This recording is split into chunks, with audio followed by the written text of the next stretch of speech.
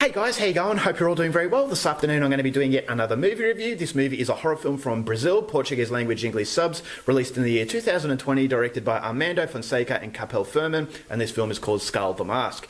So Skull the Mask is set in Sao Paulo, Brazil. You have an ancient artefact that has been transferred from the Amazon rainforest into the city, but unfortunately before this evil businessman can get his hands on the cargo, something has happened and it's been intercepted. And now this mask that is said to have paranormal abilities has been let loose on the streets of Sao Paulo and is causing havoc. So as the detectives in charge of the investigations of all these dead bodies start to uncover the truth, they have to try and stop the mask from continuing.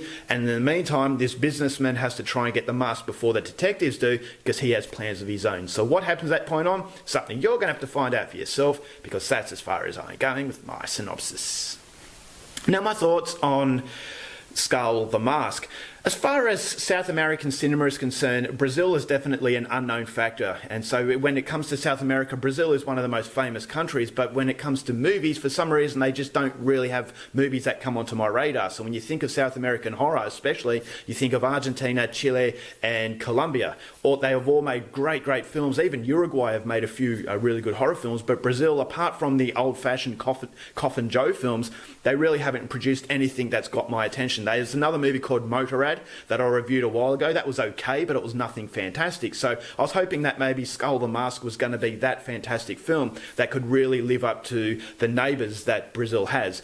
But unfortunately, it doesn't. I will say that as far as a gorehound is concerned, you're going to get a lot out of this film. The gore effects are absolutely phenomenal, but unfortunately, nothing really plays off that. And that is the case with a lot of these extreme horror films. And that's something I'll go into a little bit later. But as I said, the gore effects are phenomenal. I really like the idea of this mask. And when the mask possesses people, I thought the villain looked absolutely fantastic. He had blood all over him, had tentacles coming out everywhere. It looked very disgusting, but very intimidating. And so as far as the slasher film is concerned, it ticked the right things as far as the kills and the villain is concerned, and so if you go into it expecting a bloodbath, you're not going to be disappointed. I thought as though the gore effects were very practical. It reminded me of a 1980s horror film where it was all about the practicality of gore. It wasn't taking itself seriously, and its draw card was the violence. And so if you go in there with the intention of seeing violence, it definitely delivers on that promise.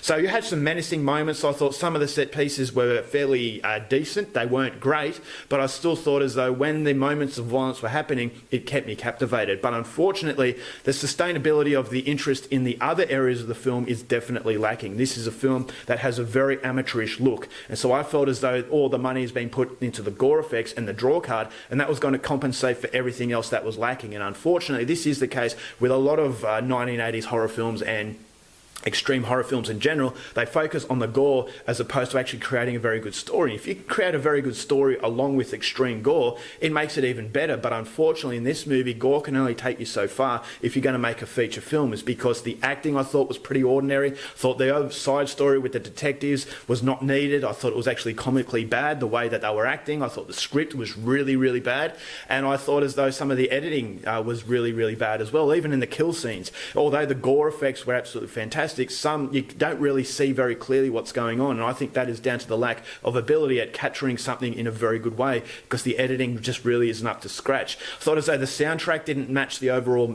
scenes that it was actually playing in, and actually made some of the more darker scenes comical, and I don't believe it was intentionally comical, because it just doesn't really know how to create a mood.